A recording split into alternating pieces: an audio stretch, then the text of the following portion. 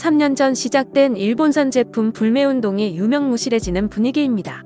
코로나 확산이 길어지면서 보복 소비 영향으로 일본 패션 기업들의 한국 실적이 회복세인 가운데 일본 제품 수입액도 상승한 것으로 나타났습니다. 금융감독원에 따르면 대상특 코리아의 작년 매출액은 5,437억 원으로 집계되었습니다. 전년보다 9% 증가한 수준입니다. 영업이익은 115억 원으로 흑자 전환했습니다. 일본산 제품 불매운동 전인 지난 2018년과 비교하면 현저하게 낮은 수준이다. 코로나 확산 후 패션업계 매출이 전반적으로 감소한 만큼 특별히 부진하다고 보기는 어렵습니다. 신발 매장인 ABC 마트 코리아도 지난해 매출이 4,861억 원으로 전년보다 6.7% 늘었습니다. 또 아식스 스포츠의 지난해 국내 매출은 전년과 비슷한 수준에 머물렀으나 영업이익이 3억 4천만 원을 기록했습니다. 유니클로 역시 실적을 대폭 개선했습니다. 국내에서 유니클로를 운영하는 FRL 코리아의 지난해 매출액은 5,824억 원으로 집계되었습니다. 매출액은 전년보다 7.5% 줄었지만 영업이익이 529억 원을 기록했습니다. 앞서 유니클로는 지난 2019년 여름께 일본 제품 불매운동이 시작된 뒤 국내 매출이 절반가량으로 떨어졌습니다. 불매운동이 본격화된 뒤로는 최근 2년간 오프라인 매장 50여 곳의 문을 닫기도 했습니다. 점포는 대거 닫았지만 관리 비용 개선과 한정판 협업 마케팅으로 흥행에 성공했습니다.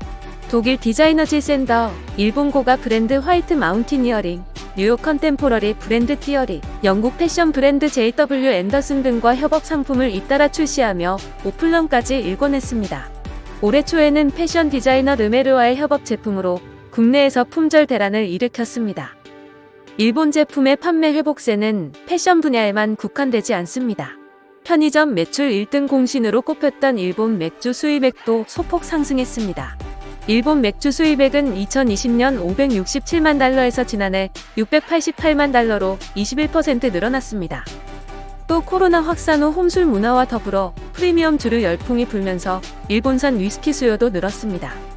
주류업계에서는 2030 소비자들 사이에서 위스키와 탄산수를 섞은 하이볼이 인기를 끌자 품질은 준수하되 영국산보다 상대적으로 저렴한 일본산 위스키를 찾는 소비자가 증가한 것으로 보고 있습니다.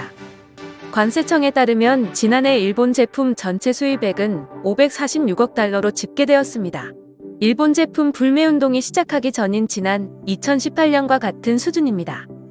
이에 대한 일본 반응입니다. 제대로 노 재팬 운동을 계속해서 일본 기업에 타격을 주세요. 서로 신경 쓰지 맙시다.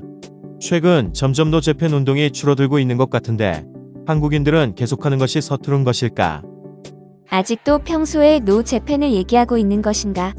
조금은 한일 관계가 개선됐다고 기대했는데 실망이다. 불매운동은 중국을 흉내내어 한국이 한 것이다. 중국이야 구매력이 있기 때문에 위력이 있었지만 한국 정도의 경제력에서는 전혀 위력이 없었다. 아니, 불매 운동하고 있는데 아직도 계속 팔리고 있어? 일본 제품 그만 좀 사.